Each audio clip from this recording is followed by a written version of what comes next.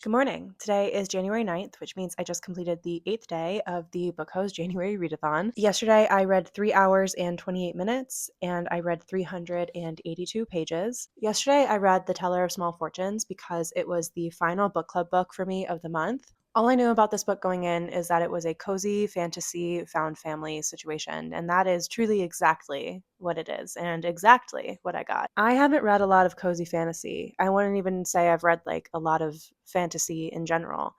But I actually really enjoyed this. The main character, Tao, is a fortune teller, and she travels in her little caravan all throughout this country that she is an immigrant to, but she has been there since she was very, very young. She has left her mother and stepfather behind, and you kind of find out later why she did that. Along the way, she meets up with three other people who are wandering and either running from something, trying to find something, running to something, and they kind of just become this like literal found family, and by found I mean truly found on the side of the road, and then become a family. I would say one of the biggest themes of this book is running away, whether that be running away from your life, your problems, whatever it may be.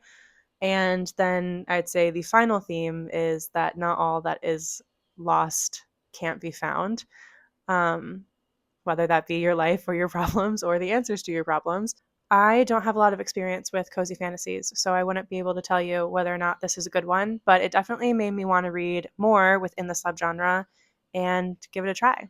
And I am now finally halfway through The Lady Rogue, and I still cannot tell you how I feel about it. I think we're getting into the part where the sort of like magical realism is going to start kicking in a bit, which I think will be really interesting.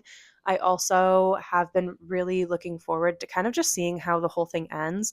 Not because I want it to end, but mostly just because if there's this much like work being laid out for the plot, then I'm hoping that the payoff at the end is going to be really, really good. I am struggling a bit with Theodora's motivations. I can't tell why she wants to find her father other than to like tell him off. I do think it's very clear that she has a massive chip on her shoulder for everything that went down with her father and Huxley and everything in her past.